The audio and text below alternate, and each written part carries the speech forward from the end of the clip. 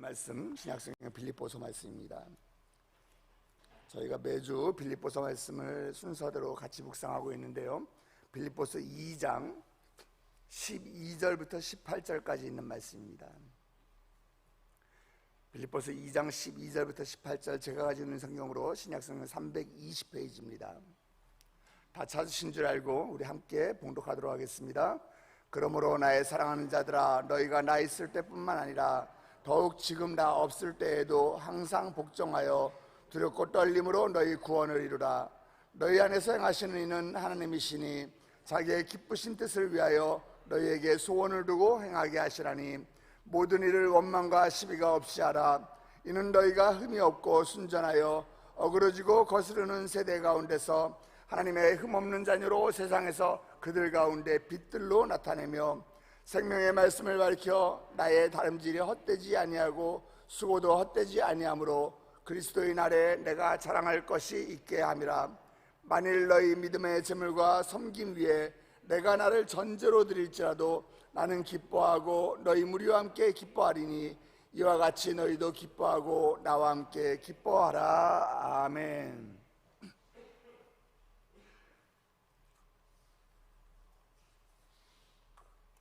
저는 목사의 가정에서 태어났습니다. 아버지도 목사님이셨고요, 저희 할아버지도 목사로 목회하시다가 순교하셨습니다. 저는 어려서부터 목사 아들이라는 이 꼬리표가 항상 쫓아다녔어요. 할머니께서도 너는 목사 아들이니까, 너는, 또 저희 어머니도 목사 아들이 이렇게 하면, 저희 아버지도 그러셨고요. 그래서 목사 아들이라는 이 위치가, 목사 아들로 살아간다는 것이 제게는 굉장히 큰 부담이었습니다. 그런데 성경에서는요, 우리에게 이 목사 아들보다, 이 목사 아들 정도가 아니라 그거보다 훨씬 높은 정도의 기준을 우리에게 제시하고 있어요. 한번 우리 들어볼까요? 우리 15절 말씀입니다. 15절 다시 한번 봅니다. 이는 너희가 흠이 없고 순전하여 어그러지고 거스르는 세대 가운데서 하나님의 흠없는 자녀로 세상에서 그들 가운데 빛들로 나타내며. 성경에서 우리에게 요구하고 있는 것은 목사 아들 정도의 기준이 아니라 하나님의 자녀로 너희들은 살아가라, 이렇게 기준을 잡고 있어요. 엄청나게 부담스럽죠. 예. 여러분들에게 장로로, 집사로, 안수집사로, 권사로 살아가라, 이거보다 훨씬 높은 거예요. 하나님의 자녀로. 그런 것을 지금 우리에게 제시하고 있습니다. 그렇다면 우리 오늘 본문에서 사도 바울은 하나님의 자녀라면, 그리스도인이라면은 이 어그러지고 거스르는 세대, 이 삐뚤어지고 베베 꼬여있는 이 시대 가운데, 이 세상에서 여러분들 흠없는 자녀의 삶으로, 흠없는 자녀들의 삶으로 어두운 세상에서 빛처럼 빛나야 된다, 이렇게 이야기해주고 있는 것이에요. 여러분이 회사에 갔을 때 여러분이 앉은 자리에 빛이 쫙 나야 돼요. 이 사람은 하나님의 자녀야. 내가 친구들을 만나고 커피숍을 가도 그 자리에 저 사람은 하나님의 아들이야, 하나님의 딸들이야, 이렇게 빛이 나야 된다라고 우리에게 그 기준을 제시하고 있는 것이에요. 그러면 하나님의 자녀답게 사는 길은 어떤 길이냐, 그 방법을 우리가 오늘 말씀을 통해서 볼 텐데요, 우리 12절 말씀 같이 읽어주시겠습니까? 그러므로 나의 사랑하는 자들아, 너희가 나 있을 때뿐만 아니라 더욱 지금 나 없을 때에도 항상 복종하여 두렵고 떨림으로 너희 구원을 이루라. 아멘. 사도 바울이 이야기하고 있는 어그러지고 지금 거스르는 이 세상에서 하나님의 자녀로 살아가는 길은 무엇이냐? 바로 순종하는 삶이라는 것이에요. 순종하는 삶이다. 12절 말씀을 보면서 우리가 놓치기 쉬운 단어가 있는데요, 우리가 그렇지만 놓치면 안 되는 단어가 있어요. 그게 뭔가 하면 제일 앞에 나오는 그러므로라는 이 접속사입니다. 이 접속사의 역할은 뭐죠? 앞에 있는 문장과 뒤에 있는 문장을 연결해 주는 거잖아요. 그 앞에 무슨 내용이 있는가? 우리가 지난주에 우리가 같이 묵상했던 말씀인데 보니까, 그는 근본 하나님의 본체시나 하나님과 동등됨을 취할 것으로 여기지 아니하시고 오히려 자기를 비워 종의 형체를 가지사 사람들과 같이 되셨고 사람의 모양으로 나타내서 자기를 낮추시고 죽기까지 복종하셨으니 곧 십자가에 죽으심이라. 그리고 그 결과가 뭐예요? 예수님이 십자가에서 순종하신 그 결과가 뭐예요? 예수님을 가장 존귀한 이름이 되게 하셨다라고 하는 것이 우리가 지난주에 나눴던 내용이에요. 그러므로 예수께서 우리에게 그런 순종의 본이 되어주셨기 때문에 지금 사도 바울은 빌립보 성도들에게, 그리고 저와 여러분에게 우리의 마음이, 우리의 시선이 예수님께 고정되기를 바라고 있는 거예요. 우리의 마음이 예수님께 집중해야 합니다. 우리의 시선이 세상에 어그러진 세상으로 돌리는 것이 아니라 우리의 시선은 예수님께 맞춰져야 되는 것이에요. 그런데 어떻게 해요? 12절 말씀을 보니까 나 있을 때뿐만 아니라 더욱 지금 나 없을 때에도 동일하게 똑같이 순종하는 사람이 되어야 한다, 이렇게 권면하고 있습니다. 아주 굉장히 흥미로운 말이에요. 이 얘기가, 하나님이 우리 눈에 안 보이잖아요. 그러니까 하나님을 보고 순종하고 하나님을 의식하고 순종하고 따라가야 되는데 하나님이 눈에 보이지 않으니까 우리 누구를 의식하게 돼요? 사람을 의식하게 돼요. 그런데 여러분, 사람을 따라가면 그 결과는 어떻게 돼요? 패망의 지름길입니다. 망하는 지름길이에요. 그래서 지금 사도 바울이 지금 어디에 있어요? 복음을 전하다가 로마 감옥에 지금 갇혀 있습니다. 그래서 지금 내가 너희들과 함께 있다면 좋겠지만 그렇지 못하더라도 나 같은 한낱 인간 의지하지 말고, 나도 인간이야, 그러니까 나 의지하지 말고 너희는 더욱 힘써서 주님께 순종해야 된다, 이렇게 이야기하고 있는 거예요. 여러분 기억하시기 바랍니다. 참된 순종은요, 사람을 보는 것으로 절대 배울 수가 없습니다. 참된 순종은 우리가 예수 그리스도로부터 배우는 것이에요. 아멘. 내가 세상을 나가서, 내가 교회 안에서 살지 못하고 세상에서, 회사에서 살고 또 학생들 학교에서 살고 내 삶의 현장에 살더라도 우리는 눈에 안 보이는 그 하나님을 의식하면서 우리는 살아야 된다는 거예요. 어떻게 하면 하나님이 기뻐하실까? 어떻게 하면 예수님이 좋아하는 길이실까? 그 길을 우리가 쫓아가야 된다라고 이야기하는 것이에요. 그럼 예수님은 어떻게 순종하셨어요? 오직 하나님만 바라보고 사람에게 칭찬을 구하는 것이 아니라 하나님께 칭찬을 듣기를 원하셨기 때문에 예수님은 십자가의 죽음까지도 순종하실 수 있었다라는 것이에요. 사랑하면 닮는다라는 이야기가 있죠. 오래 사는 부부일수록 굉장히 많이 닮아 있는 것을 우리가 보게 됩니다. 우리가 예수님을 사랑하면 자연스럽게 예수님을 닮아가야 되는 것이에요.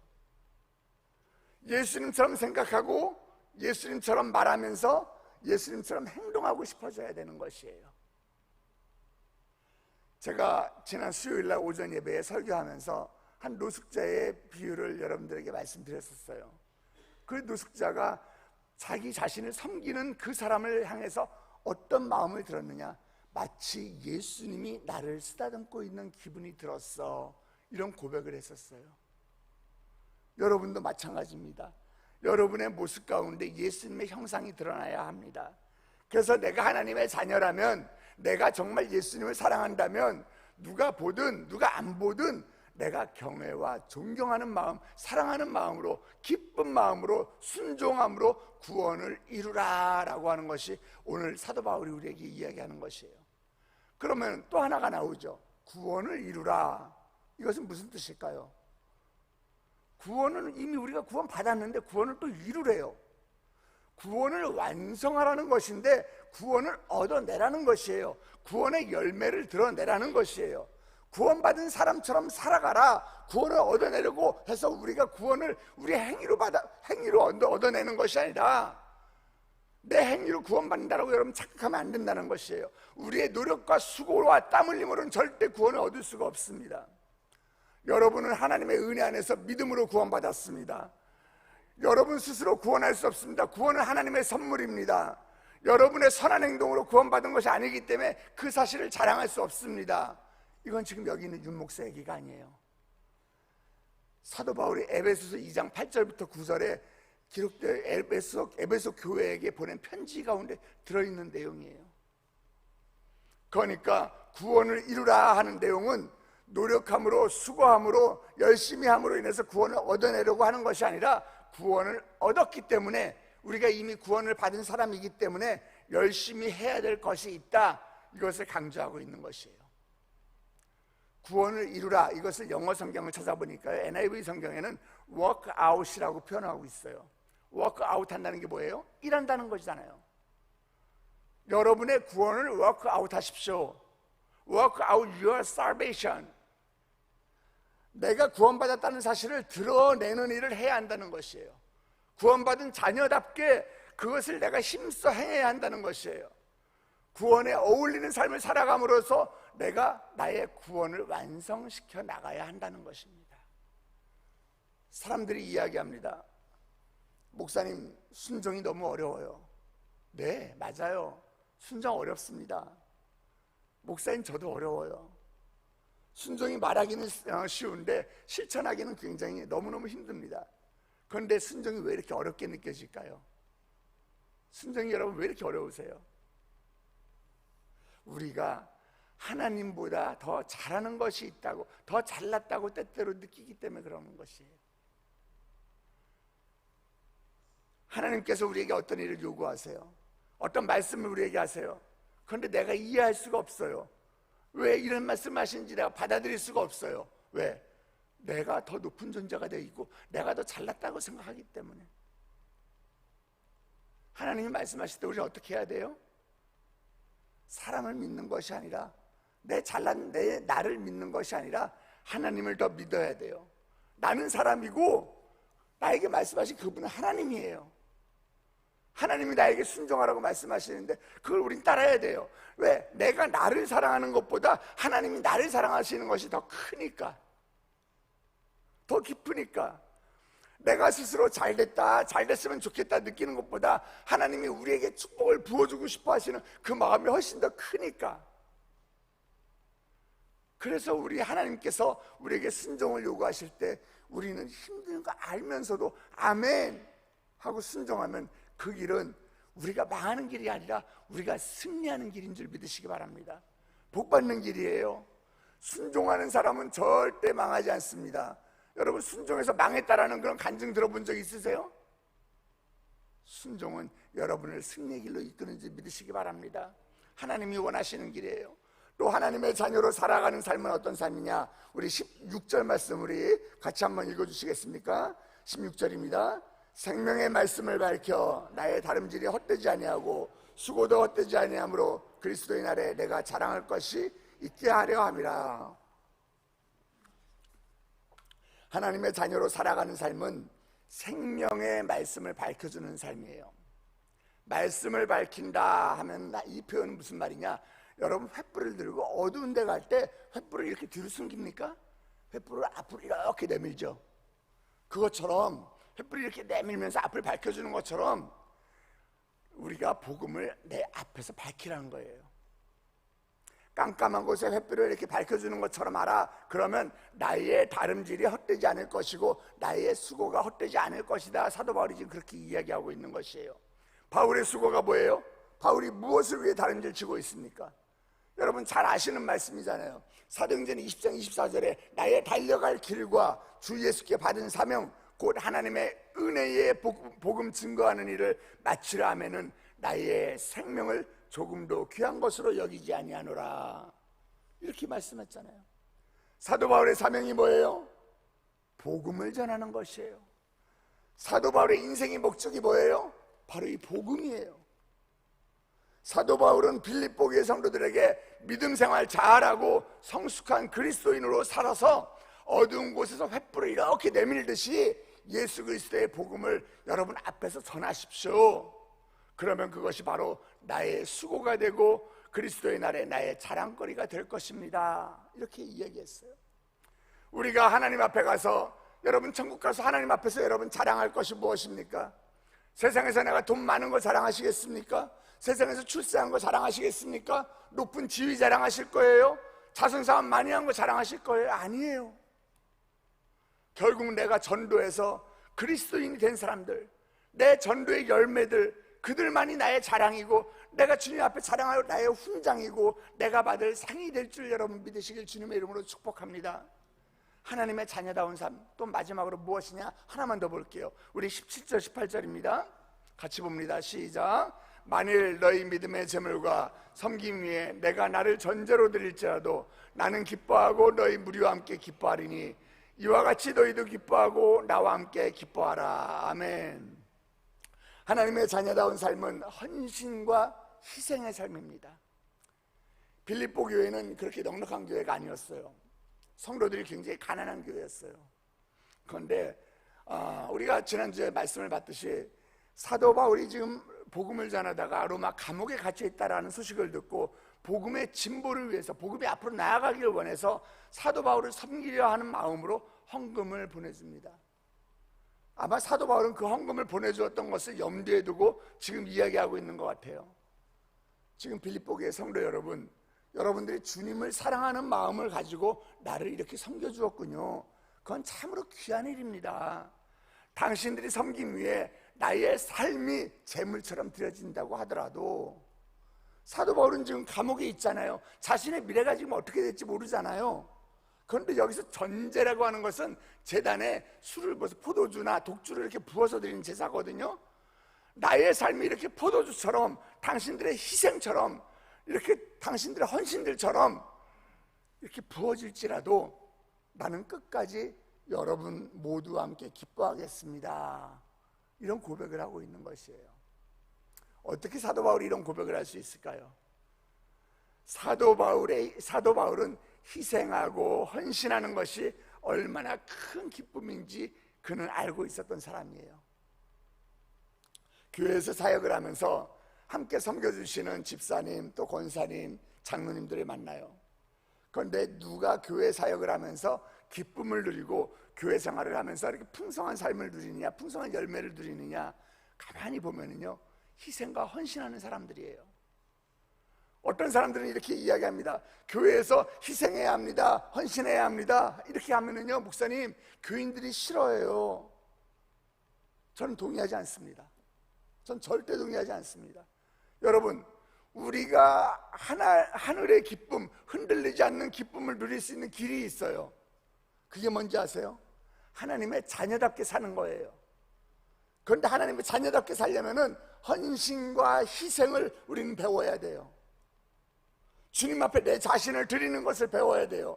나를 아끼지 않는 것을 배워야 해요. 그게 하나님의 자녀답게 사는 것이에요.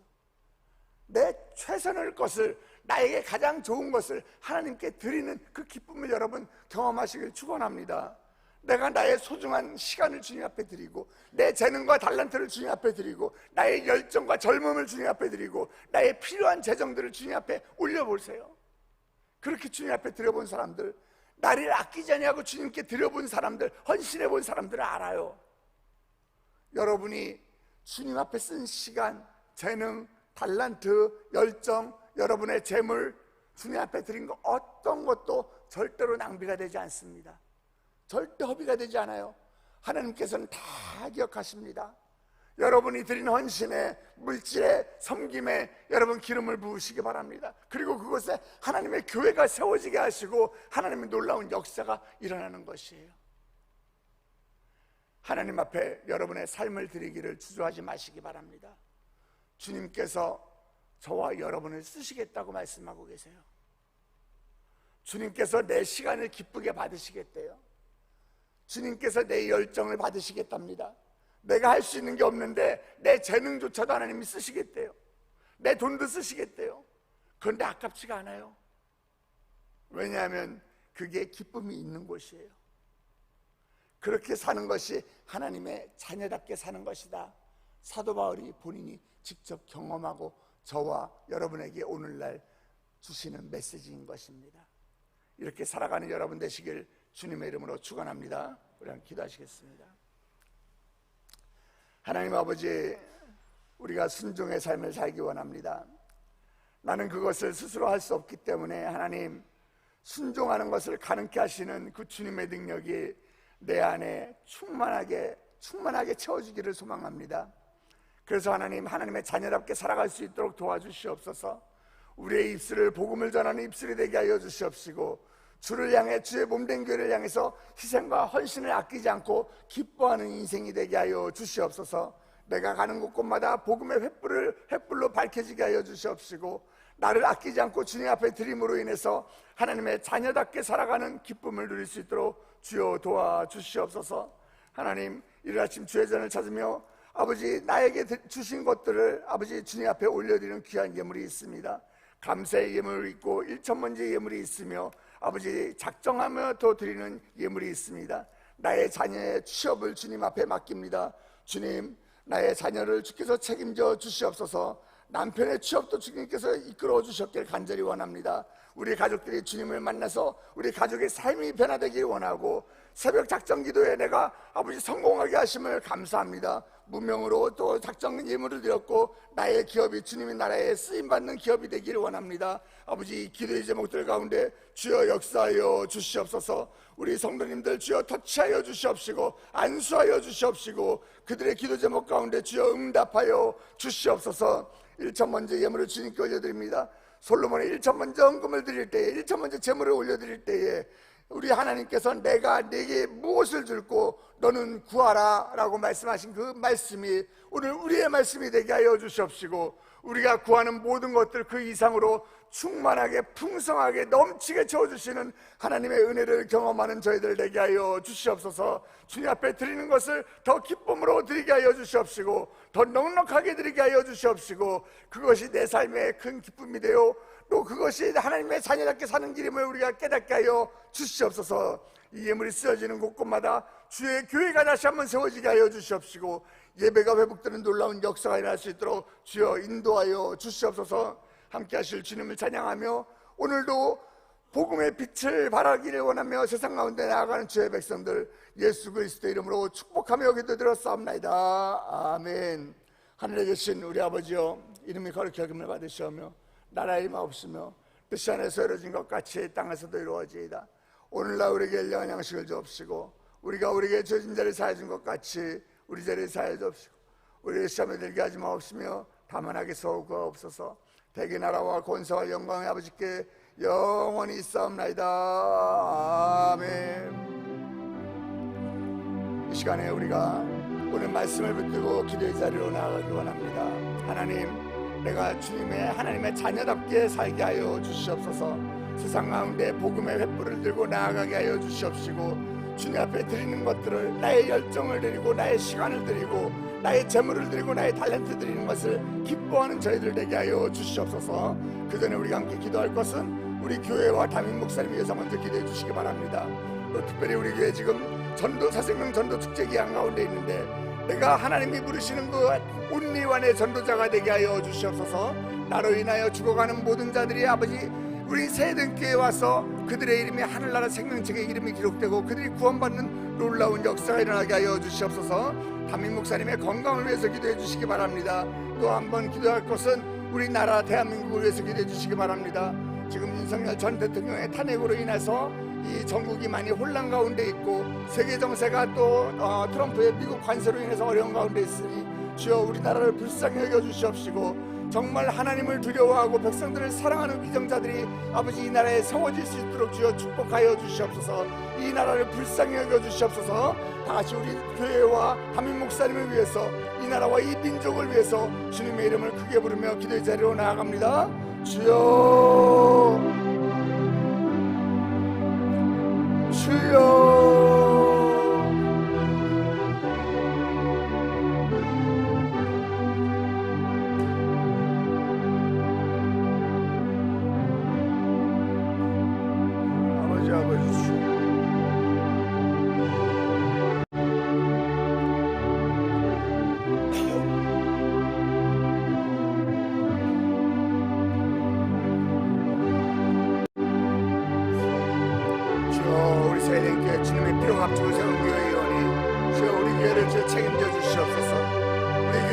전도할 일꾼들을 보내주시옵시고 우리 교회를 통해서 많은 죽어가는 영혼들이 주님 앞에 돌아오는 놀라운 역사를 일어날 수 있도록 주여 축복하여 주시옵소서.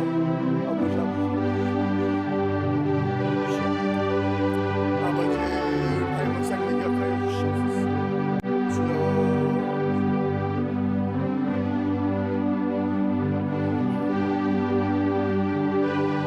아버지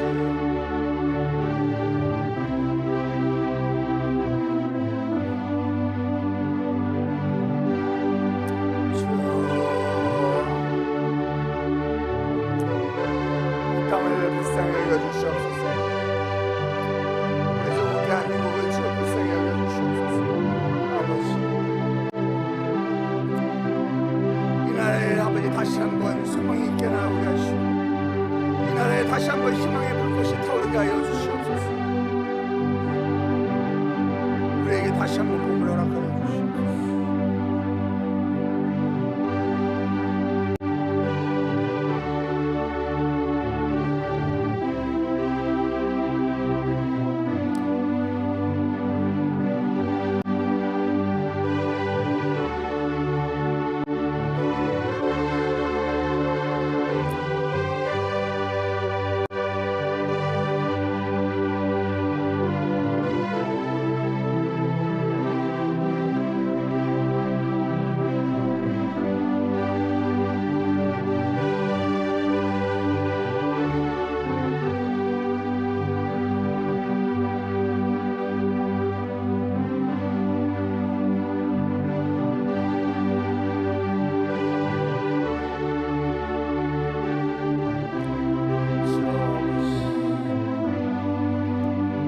아버지 주여,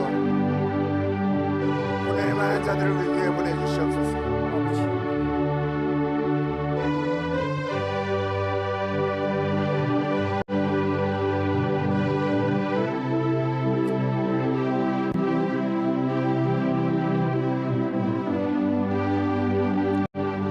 나의 시간과 나의 열정과 나의 재능과 아버지